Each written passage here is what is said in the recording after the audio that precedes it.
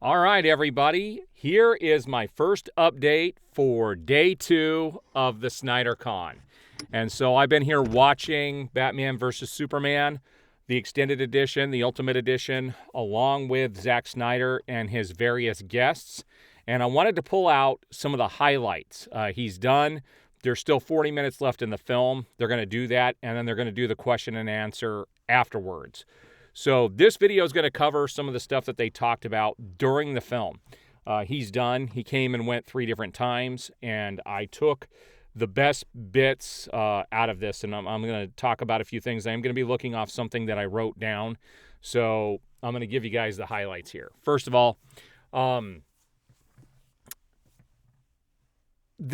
first thing is, this is kind of what I wrote down. During the beginning here, he talked about Batman and his morality, and that you have to play with his frustrations. That the audience wanted, the heroes to come in and be their heroes right away, and you can't have that. He said there was definitely an arc with these characters, and Batman was definitely struggling with his morality at the beginning, and that he wasn't the Batman we would all expect yet, because there was a fair bit of killing in this film, which was justifiable from his point of view, that these heroes were not where they needed to be just yet, and that was where they were headed, but obviously we never got to see the rest of the story.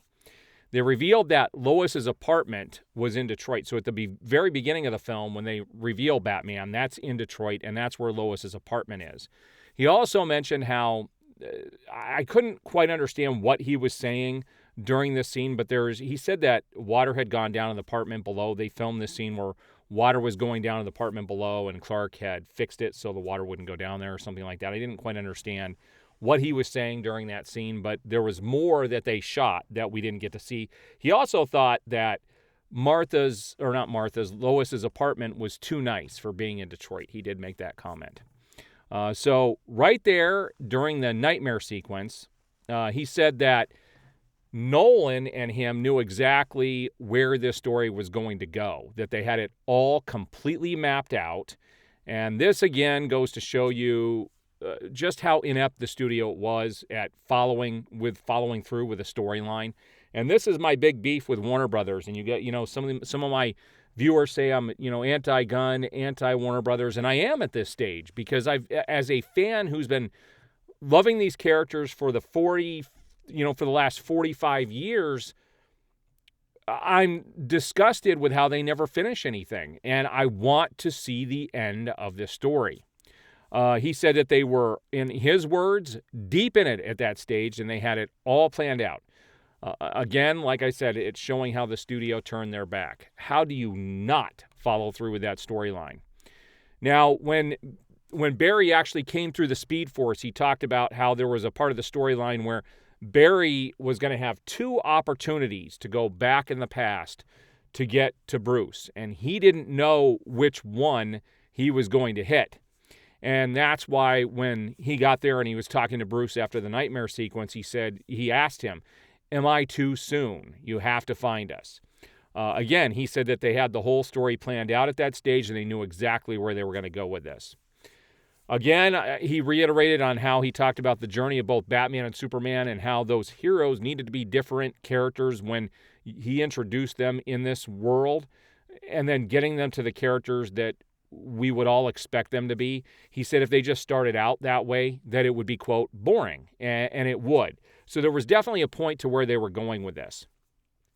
He also talked about a little bit about the mythology of the Greeks and the past and a broken moon. He talked about a story about a broken moon and how that ties into Doomsday, to show that Doomsday, had been a part of mythology and been around for a very long time, and that it wasn't just something they threw into the storyline.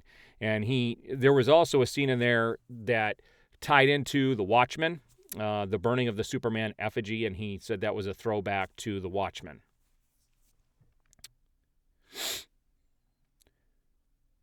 He also talked about the scene with Jonathan Kent and Clark on the mountaintop talking to each other, and how that was one of the last scenes filmed. That along with the scene in New Mexico that was supposed to be over in Africa. Those were the two last scenes that they filmed.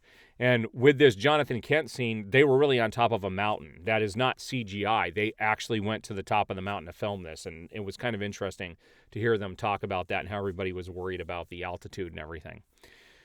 All right, so that brings us to the part where, we were getting towards the end of the film where the fight with Batman and Superman was going to take place.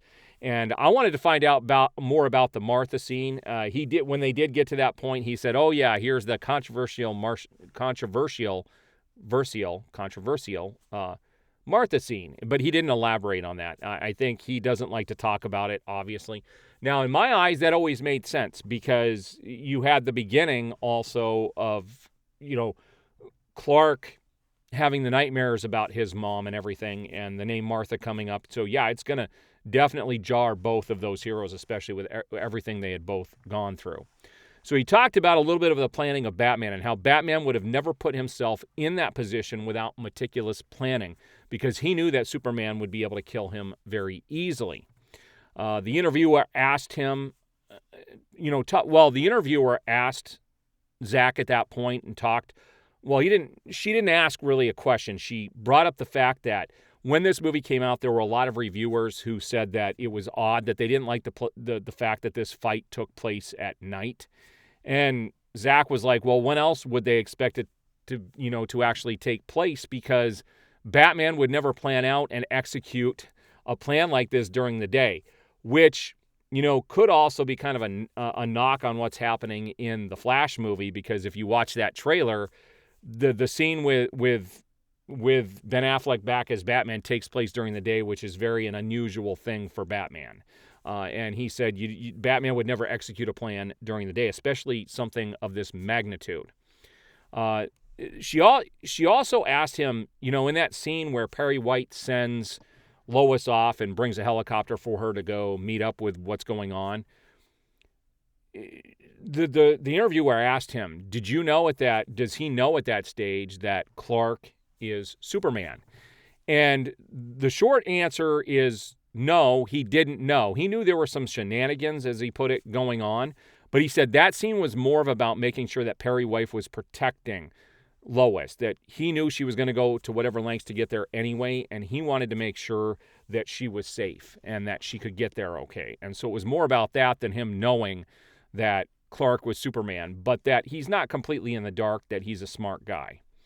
Now, during the fight, it was interesting because there's one point where Batman is scared, and Zach talked about how Bruce had no way to test the kryptonite, so he wasn't exactly sure how long the kryptonite would last when he did those blasts from the grenades. And that one point where Superman gets a little bit of his strength back, that Bruce was truly scared.